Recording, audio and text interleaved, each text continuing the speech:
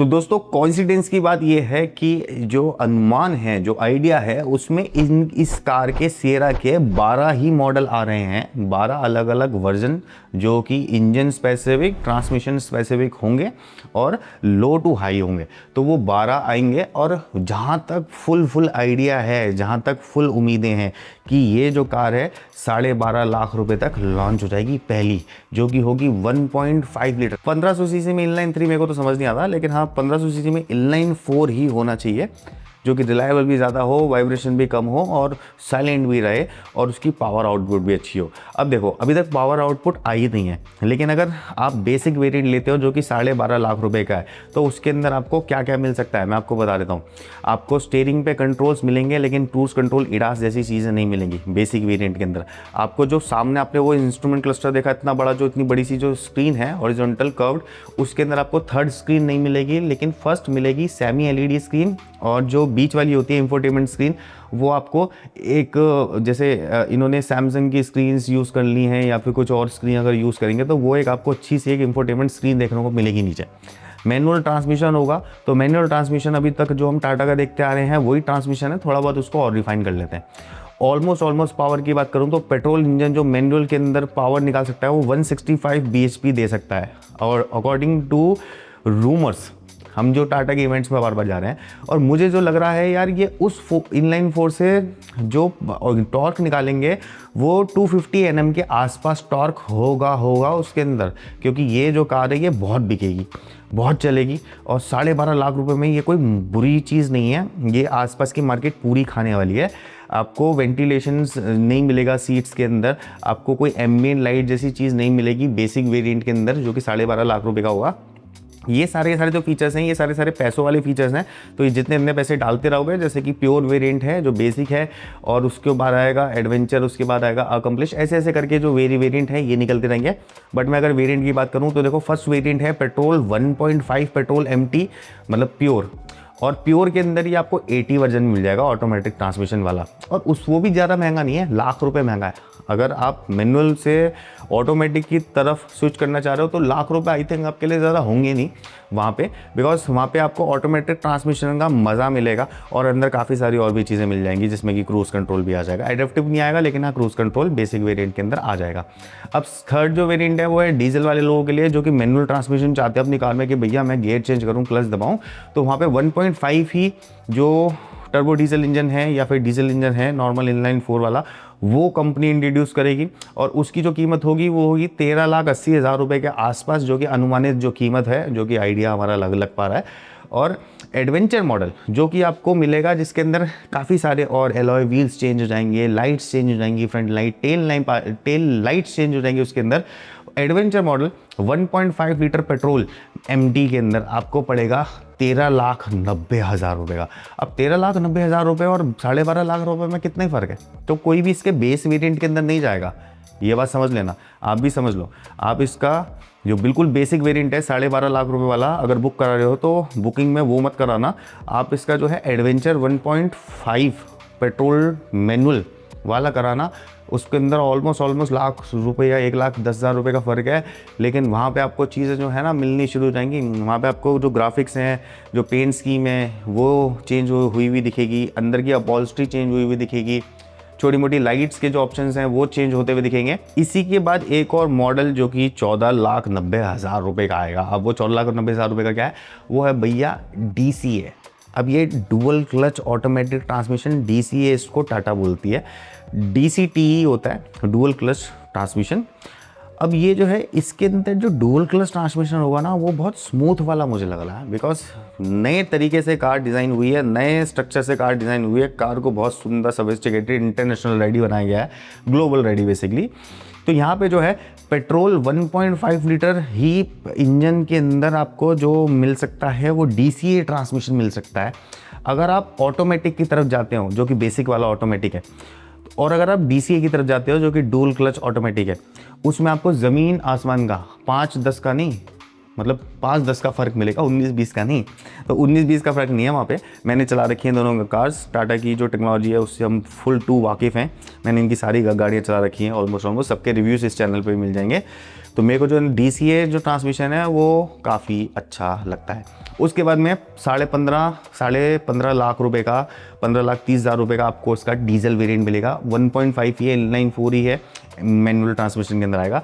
अब यहाँ पे कंफ्यूजन ये है दोस्तों कि पेट्रोल इंजन जो है वो 1.5 यानी कि 1500 सीसी का इनलाइन 4 आ रहा है, ये तो कंफर्म हो गया, हो रखा है। बाकी अभी 25 को देख लेंगे। बाकी मुझे लगता है कि 1.9 1900 सीसी का भी इंजन हो सकता है कि निकालें, 2000 सीसी से कम 1.9 लीटर ऑफ इंजन, अगर लीटर का इंजन अगर ये निकालते हैं यानी कि 1900 सीसी का इंजन इनलाइन 4, तो यार डीजल के अंदर ये 350 Nm ऑफ टॉर्क दे सकेंगे। और जहाँ तक मुझे लग रहा है कि 185 bhp तक ये क्रैक करेगा इंजन, जो कि अभी जो बेसिक वाले इंजन की मैं बात कर रहा हूँ। और अगर वो हाई परफॉर्मेंस वाले इंजन की अगर हम बात करें तो सेरा में ना ये कमाल कर देंगे अगर ऐसा कर दिया तो। अगर ये चले गए देखिए 380 या फिर 400 Nm ऑफ टॉर्क तक और 210 या फिर 200 bhp क्रैक कर दी उस इंजन ने, जो कि सबसे हाई फाई होगा, सबसे ज़्यादा मिलेगा। तो ये जो है सिर्फ आइडिया लगाया जा रहा है, ऐसा सच नहीं हो सकता, क्योंकि मुझे नहीं लगता कि 1.9 लीटर इंजन जो है न्यूली डेवलप्ड होके आ रहा है और वो इसमें लगाया जाएगा और वो फिर बिकेगा भी। बट जो चीज़ें सामने है उसके बारे में बात कर लेते हैं। इसके बाद में आएगा फेयरलेस 1.5 पेट्रोल MT वेरिएंट, जो कि आएगा 15,40,000 रुपये का। तो यहाँ पे हल्का हल्का सा बढ़ता जा रहा है। उसके अंदर फेयरलेस के अंदर आपको जो है स्क्रीन देखने को मिल जाएगी, थर्ड स्क्रीन, वहाँ पे आपको छोटे मोटे और फीचर्स मिल जाएंगे। वहाँ पे आपको क्लाइमेट कंट्रोल जैसी चीज़ें जो हैं और जो फ़ोन मिररिंग जैसी जो चीज़ें हैं वो मिल जाएंगी। स्टीयरिंग जो है वो लेदरेट टाइप में मिल जाएगा। उसके बाद एडवेंचर मॉडल आएगा डीजल DCA के साथ में, जो कि 16,19,000 रुपये का एक्स शोरूम की बात हो रही है। एक्स शोरूम आपको पड़ेगा। देखो ये जो गाड़ी है ये 12.5 लाख रुपए से जाएगी 20 लाख रुपए तक, ये बात ध्यान रखना, 20 लाख से अंदर ही रहेगी। और अगर 12.5 लाख रुपए से 20 लाख रुपए के अंदर ये वाले मॉडल सेरा के लेके आ जाते हैं तो मज़ा आ जाएगा। बिकॉज सेरा जो है बहुत कैपेबल कार, फ्रंट से, बैक से, ऊपर से, बाहर वाला जो स्ट्रक्चर है उससे लग रही है। अंदर से जो है चलाने के बाद पता चलेगा, वो इसकी जनवरी के अंदर ड्राइव है, वो मैं तभी बताऊंगा। उसके लिए आप प्लीज़ हमें सब्सक्राइब कर लीजिए और मेरे इंस्टाग्राम पे किंग इंडियन मीडिया जाके भी वहाँ पे फॉलो कर सकते हैं। बिकॉज छोटी मोटी अपडेट्स तो वहीं पे आती हैं, यूट्यूब पे तो बड़े वीडियो बना के दिखाए जाते हैं। तो अगर आप इन सब चीज़ों में जल्दी से जल्दी नॉलेज लेना चाहते हैं ना, जल्दी से जल्दी आप प्लान कर रहे हैं बुकिंग कराने का, तो प्लीज़ इंस्टाग्राम को जाके आप ज़रूर फॉलो करें।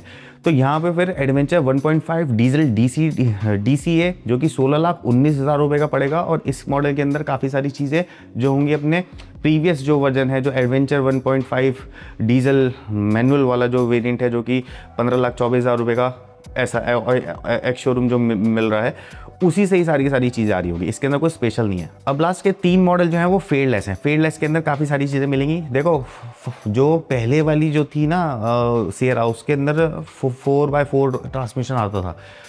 इसमें अंदर टाटा अगर फेयरलेस के अंदर 4x4 ले आती है तो मज़ा आ जाएगा। अब वो कैसे भी हो पता नहीं, लेकिन मेरे को नहीं लगता है कि EV वाले वर्जन से हटके ये पेट्रोल या डीजल वाले वेरिएंट के अंदर 4x4 लेके आएंगे। बिकॉज EV वेरिएंट के अंदर इजी होता है कि एक मोटर पीछे है ज़्यादा पावर की, एक मोटर आगे है कम पावर की, चारों व्हील चल रहे हैं एक क्रॉलिंग स्पीड पे। तो वहाँ पे आपको 4x4 जैसे कि हमने हैरियर सफारी वगैरह के अंदर, हैरियर के अंदर बेसिकली देखा EV में, तो वहाँ पे वो क्रॉलिंग जो करती हैं कार, वो चारों मोटर चलती हैं 4x4, electronically controlled, electrically managed और सॉफ्टवेयर बेस्ड जो होता है 4x4, वो यहाँ पे देखने को मिल सकता है लेकिन EV वाले वर्जन में। बट अगर मैं बात करूँ ICE वाले जो इंटरनल कंबशन इंजन है, उसके अंदर फेयरलेस के अंदर पेट्रोल DCA मिलेगा, जो कि 16.5 लाख रुपये के आसपास का आ सकता है। फेयरलेस 1.5 डीजल मैनुअल भी है वहाँ पे, जो 17.5 लाख रुपये का होगा। और फेयरलेस 1.5 डीजल DCA जो है वो 19 लाख रुपये का आएगा। अब मेरा जो मानना है वो ये है कि अगर ये गाड़ी मान लो कि अगर 12.5 लाख रुपये से स्टार्ट हो और इसका 13-14 लाख रुपये वाला जो वेरिएंट है 15 लाख रुपये के अंदर वाला, उसके अंदर ही कंपनी आपको मोस्ट ऑफ द फीचर देते हैं। जो सनरूफ देखा आपने कितना बड़ा है, वो पीछे तक जाता है।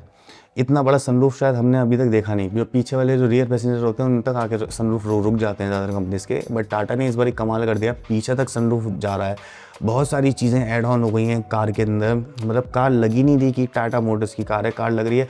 मैं तो कह रहा हूँ अगर ये लोगो हटा देना अपना, अगर लोगो हटा दें इस कार पे से टाटा का लोगो, तो जितनी सेल इसकी अब होगी उससे 3 गुना ज़्यादा सेल होगी इसकी। सिर्फ और सिर्फ वहाँ पे सेरा लिख दो, टाटा का लोगो हटा दो, टाटा का लोगो या तो अपडेट करो, उसको सोफिस्टिकेटेड बनाओ, क्योंकि वो बहुत पुराना है, बहुत पुराना। अब इस चीज़ की कुछ सोच जो है वो महिंद्रा से भी लेनी चाहिए। तो महिंद्रा को जब लगा कि लोगो पुराना लग रहा है यार, ये तो ट्रक में भी है, बस में भी है, ठेलों पर भी लगा हुआ है, वही हमारी इतनी महंगी गाड़ियों पे भी लगेगा, तो स्टेटस सिंबल कैसे क्रिएट होगा। बेसिकली कार क्या है, स्टेटस सिंबल।